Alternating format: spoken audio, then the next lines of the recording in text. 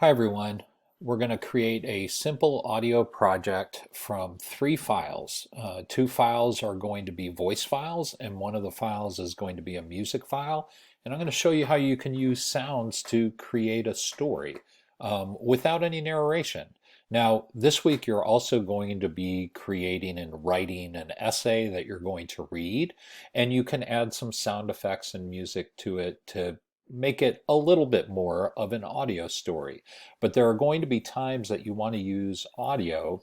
As you noticed from the marketing report that I had you read this week, there is some discussion about the increasing prevalence of social audio.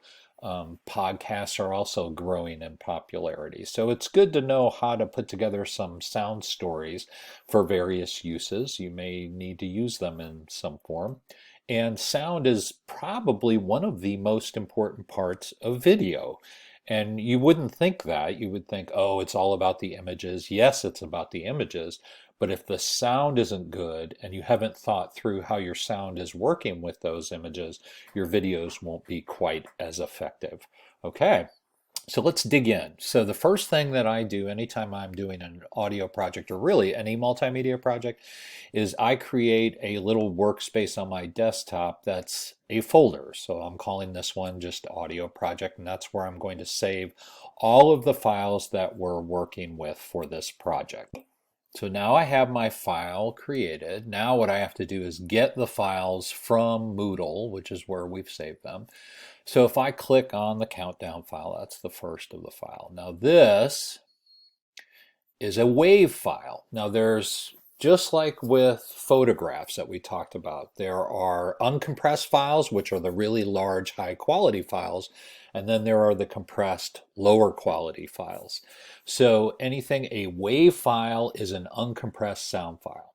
So that's good, but that also means that it's a bigger file. So that's something that we have to think about. Now, depending on how you have your computer set, you may be able to determine where you save this, or it may go into your download folder. So I'm going to show you how you might find that. So if I just hit OK, and this is telling me where I want to save it. So I'm going to save it to my desktop, to my audio project, and this is where all my files are going to be. Now the other thing that you can do is if your computer is set up so it just downloads it without asking you where to save it, in your browser there will be a download link depending on what browser you're using. I'm using Firefox, so if I were to click in there, that would show me where all the downloads are. I can click on this to find it, and then I can find the file and manually drag and drop it into my save folder. Okay, so I'm going to do the same thing for the Armstrong quote. Save file, save it in the audio project. Now this background music file is a little bit tricky because it is a compressed file. It is an MP3 file, and Moodle, for whatever reason, doesn't behave the same way as it does with the other files. So when you click on it, it wants to play it. Now I don't want to play it, so I'm going to stop it. But there is a way to download from this screen, even though it's not very intuitive. So what you're going to do is go to a blank spot on the bar. So I'm just going to click there. And then what you're going to do is you're going to right click. Or if you're on a Mac, it's hold down the control button and click. And we are going to save audio as. And now we get the same kind of menu. We're going to save it in our audio project. And the reason it does that is because it's an MP3 file. Okay, so now we have all of our files for our project. And now we're going to get started with Audacity. Now, if you haven't downloaded Audacity, Audacity is located at audacityteam.org/download. And I put a link on Moodle for you. You want to get the latest version. If you have a PC, get the one for Windows. If you have a Macintosh, you're going to do the Mac OS. And if you have a Linux machine, that means this class is way too simple for you because most people don't have Linux machines. Anyway, so let's go ahead and you'll download the file and then you're going to install it. And then, so pause the video, install Audacity, and then we'll get started again. Okay, So if you succeeded in downloading and installing Audacity, you should have this. Now I'm using a Mac, so my interface may be slightly different than yours, but they are very, very similar between the PC and the Mac versions. And what we're going to do, this is our workspace right in the middle, and we're going to be using this as a multi-track editor. So what we're going to do is we're going to put each sound file into its own line, and then we can manipulate it, and we can cut it, and we can slice it, and we can do different things with it so that we can combine more than one sound into a single sound file. Okay. Now, like with our image editor, what you have to do is you have to import content into our production space or our program. So we're going to do File, Import, and we're going to import the audio. Now this is where it's helpful to have all of that in the same folder. So we're going to Audio Project. And there's all my files. Now they all have long, obnoxious names, but don't let that bother you. That's just what they were named. So I'm going to highlight all of them. If you're not sure how to highlight everything, you can either do Control A or Command A on a Mac. Oop, that didn't work. So then what I have to do is click on one, hold down the Shift button, click, click, and that allows me to select more than one. So I'm going to hit Open. And now all the files open into my project. So each one of these is its own track. And we can move things within the track, and we can edit things within the track. So each one of these is our sound file for editing and cutting and trimming and doing whatever we want. Now, this works just like a CD player or a tape player in the old days. This is your play button, your stop button. Keep in mind, whenever you are playing, you cannot do any editing to the audio. And I can anytime, this is my timeline, so I can see this is 1 minute into the project, this is 2 minutes into the project. Now, let's think about, before we do any media project, think about the overall story. What are we trying to put together? Now, what I've given you is I've given you 2 sound files. 2 of them are from NASA. And because they are from a government source, that's publicly available, so I'm not violating any copyright. And then down here is a royalty-free music file.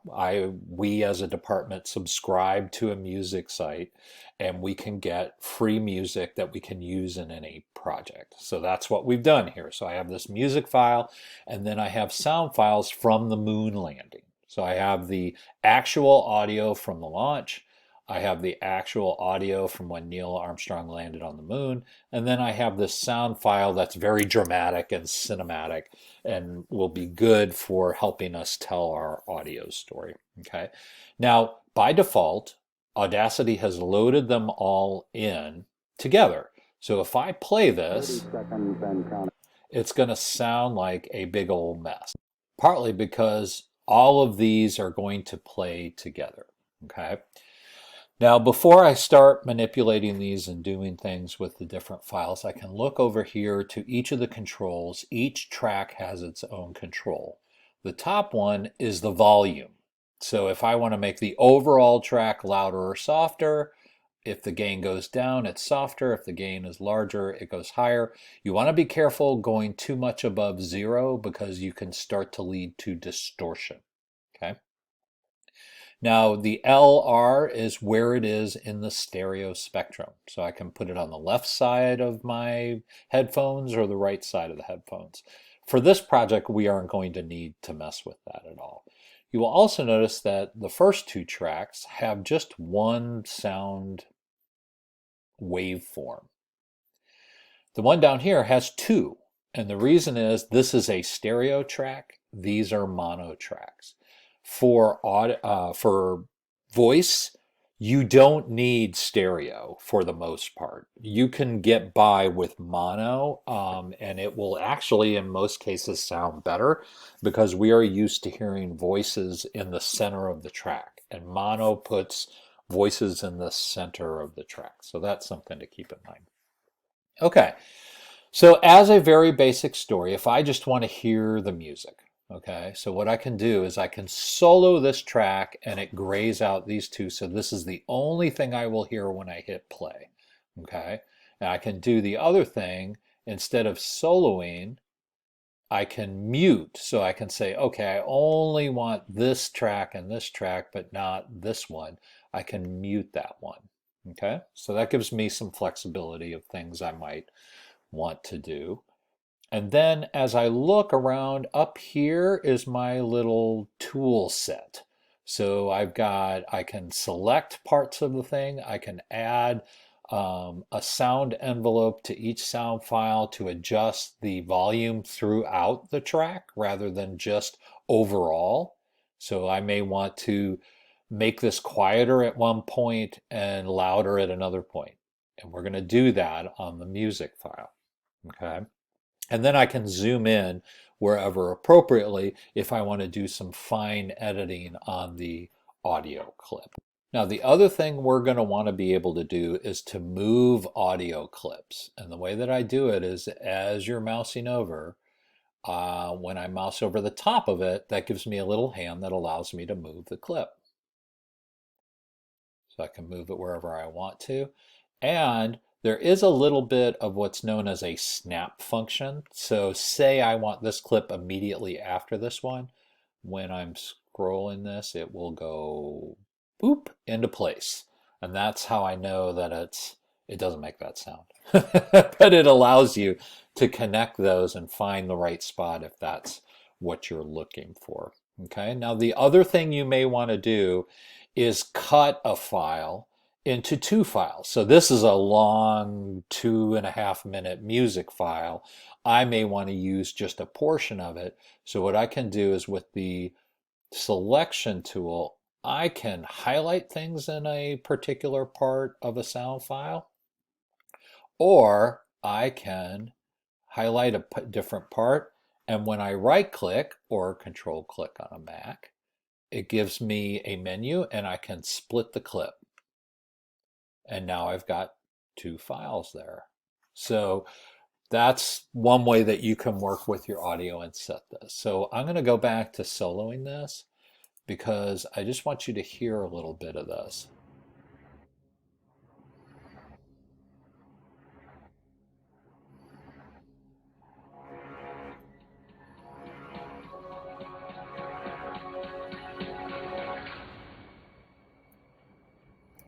So you see a little bit of the drama and how the music itself is giving us the story.